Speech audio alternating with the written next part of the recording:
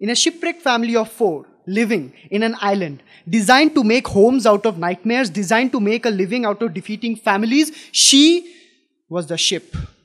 A broken vessel carrying jigsawed expectations, lighted up with colors in the hope that someday someone will recognize her with them. But all she could see was the yellow in a lighthouse flickering at her to reach the shores. In an abandoned area with overgrown grass, climbing up the tower as if to look for life within, instead finding a light, looking for lost ships, looking for lost homes, he was the lighthouse. Trying to make sense between two horizons, trying to save some light for himself, he saw a ship, wrecked within itself, floating like a multicolored pill, waiting to be swallowed, waiting to cure a disease not yet diagnosed. And all he could see was the grey in her ship, aging into a statue. Thank you. This stage looks good for a poem now. So I'll present to you my thought. This is a thought, which now I'll shape into a poem right in front of you. And I will make it personal, so that you see how it's not just a thought, how it deserves to be a poem.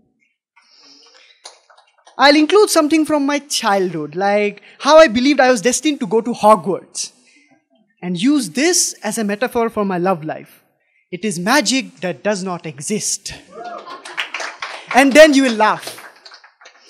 You see, Freud may not be right about how everything can be related to our childhood experiences, but poems sure work that way.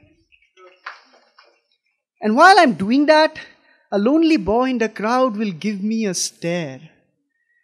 If you listen closely enough, you'll even get to hear him say, "I feel you, bro." Or maybe you'll see a surge of emotions trying to find a way out, but only make it into a snap. You see, the society does not let him cry. But hey, don't get me wrong. This poem is about a thought. But including society in your poem always works, doesn't it? So now I'll make a controversial statement like Trump is bae. And pause. So that you have time to think of all the things you want to say, so that you have judged me already. And now I'll show you how all your judgments were wrong by completing my metaphor by saying Trump is baelish. And he thinks this is his Game of Thrones. And now you're amused at how I played with you and your thoughts and even managed to make a reference to one of your favorite TV shows. Now you'll pay more attention to my thought. So you see, I have a free license to say whatever the fuck I want, like this is the best poem there's ever going to be. Now you see how I am a self-centered person. It's funny you never realized that about internet trolls. That maybe you gave them too much attention. Do you see it now? I see it. You are tired of it all, aren't you? And now you have realized that maybe this poem was empty all along. But that doesn't comfort you.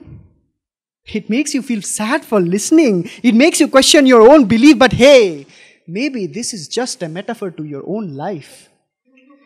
That maybe we are just carbon compounds who became sentient. Now you are wondering why this seems so meta.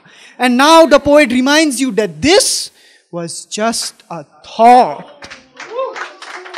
You think how this cannot be a poem, that there cannot be a poem like this, and when this is happening, someone from the crowd will give me a death stare for giving them an existential crisis. They want me to throw me out of this stage, and yes, after these 3 minutes, it's not mine anymore, but what about this thought? Now you're thinking how this poet has just crossed too many levels to be performing poetry anymore. But you see, when it comes to the life of a thought, the limit does not exist. And making a well-known pop culture reference, I finish presenting my thought as a poem. This stage does not look good for a poem anymore.